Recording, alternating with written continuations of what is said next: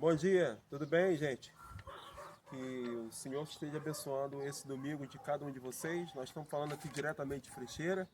Como os irmãos estão vendo, os cobogóis estão sendo colocados. Os cobogóis. A gente vai ter a terceira fiada aqui em cima. E vamos já botar os portões. Os portão pequeno e portão maior. Já está comprado. Tudo com oferta e contribuição dos irmãos. Nós vamos entrar lá no lote para vocês verem mais algumas coisas que nós estamos fazendo. Deixa eu ir para cá, Paulinho.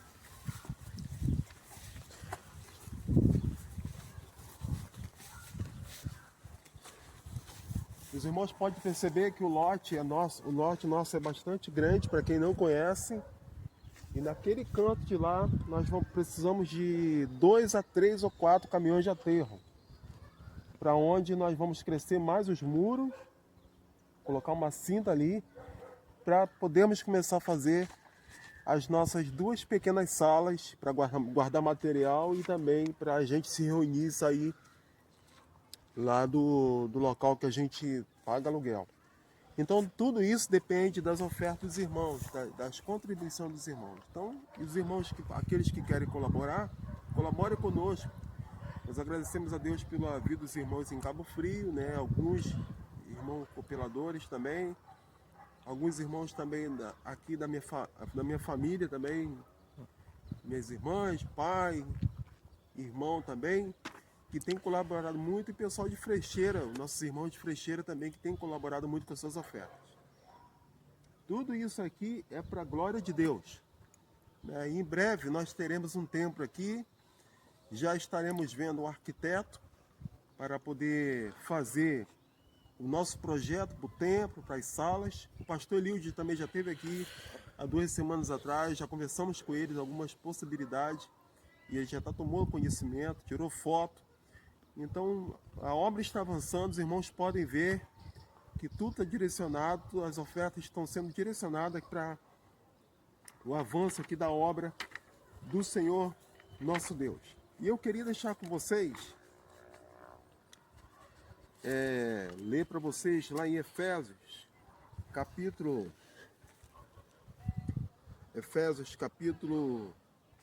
3, de 7 a 13. A gente vai deixar uma pequena reflexão para vocês, já visualizando o nosso futuro, nosso futuro tempo, nosso local de reunião.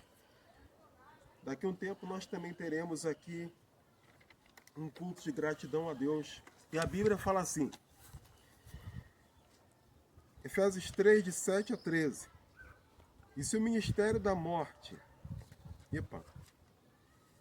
Desculpa, irmãos.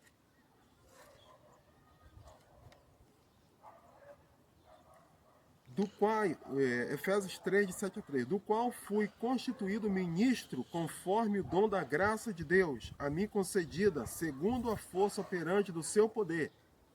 A mim, o menor de todos os santos, foi dada esta graça de pregar aos gentios o evangelho das insondáveis riquezas de Cristo e manifestar todo qual é a dispensação do ministério que durante tempos passados esteve oculto em Deus que criou todas as coisas.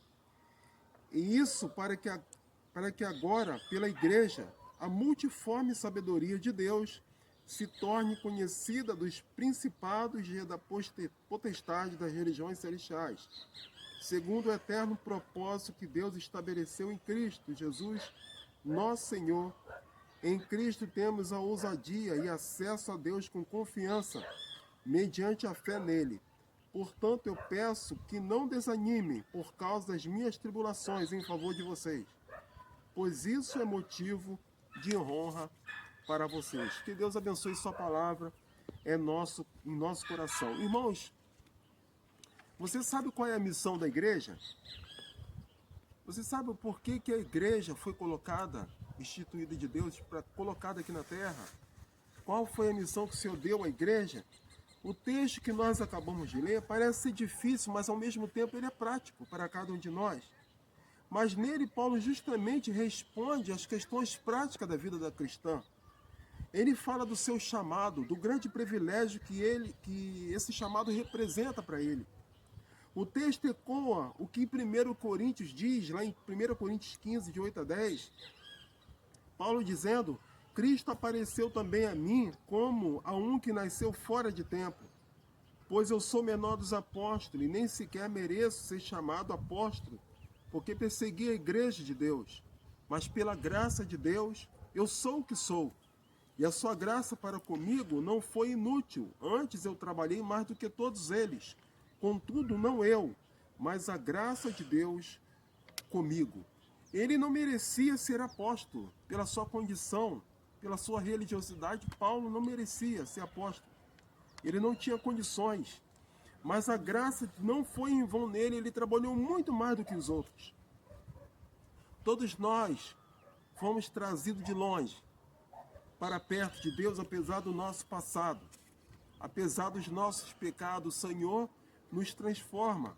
A sua graça, Ele faz com que haja transformação em nossa vida. Em Romanos 12, 3 diz o seguinte: por isso, pela graça que me foi dada, digo a todos vocês, ninguém tenha de si mesmo um conceito mais elevado do que deve ter, mas ao contrário, tenha um conceito equilibrado de acordo com a medida da fé que Deus lhe concedeu. Nós precisamos assumir a posição correta diante de Deus, nem menos nem mais do que o outro que somos, mas assumimos a nossa responsabilidade que Deus nos deu, a nossa função que Ele nos atribuiu. No versículo 8 do texto básico que nós lemos em Efésios, Paulo declara declara o menor de todos os santos. Mas ele assumiu a função privilegiada de Cristo que lhe concedeu, de pregar o Evangelho aos gentios. Ele estava firme na execução da sua missão, que consistia em anunciar que era essencial a transformação de nossa vida pela graça de Deus. Nós tendemos a nos empenhar nas busca de soluções preliminares que nos afligem, mas isso deve ser secundário para a nossa vida. A transformação de vida é o que importa, é o que fornece a base para as soluções que buscamos. Paulo comenta isso em 1 Coríntios, capítulo 7, 17, capítulo 1, versículo 17 e 18, dizendo: Cristo não me enviou para batizar, mas para pregar o Evangelho, não porém com palavras de sabedoria humana, mas para que a cruz de Cristo seja esvaziada. Mais adiante, no versículo 21 a 24, ele estende mais essa noção. E o desafio para nós, nesse século que nós estamos enfrentando, é que apesar de nós não sermos nada, é que apesar da pandemia, é que apesar dos problemas que o mundo está enfrentando, nós temos condições de falar de Cristo. Nós fomos chamados para falar do amor de Deus.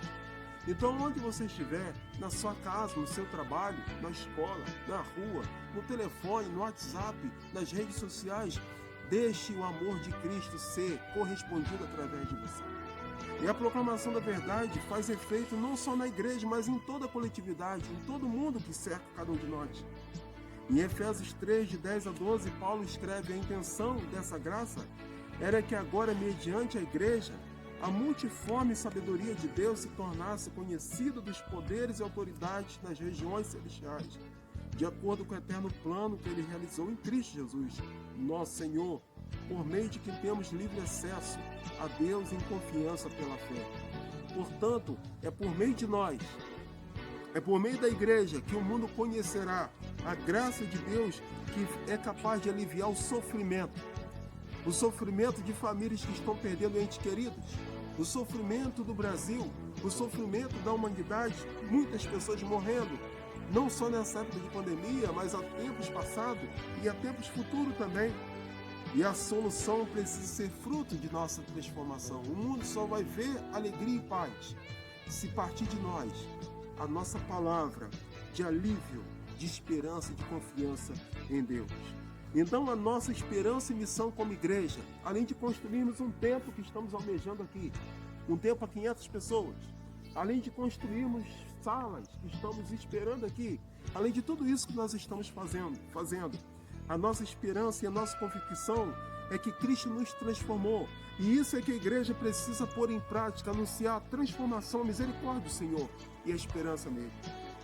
Para responder às necessidades do mundo, nós precisamos proclamar a verdade da graça. E somente é de Deus agindo em nós que Ele pode transformar o mundo, pode transformar um coletivo. Essa é a principal missão da igreja. Não se perder em superficialidade, mas se concentrar no amor de Deus. E eu termino dizendo, quando Pedro, escrevendo uma de suas epístolas, a primeira epístola de Pedro, capítulo 2, versículo de 9 a 10, ele diz: vocês são geração eleita, sacerdócio real, nação santa, povo exclusivo de Deus, para anunciar as grandezas daquele que os chamou das trevas para a sua maravilhosa luz. Antes, vocês nem sequer eram povo, mas agora são povo de Deus.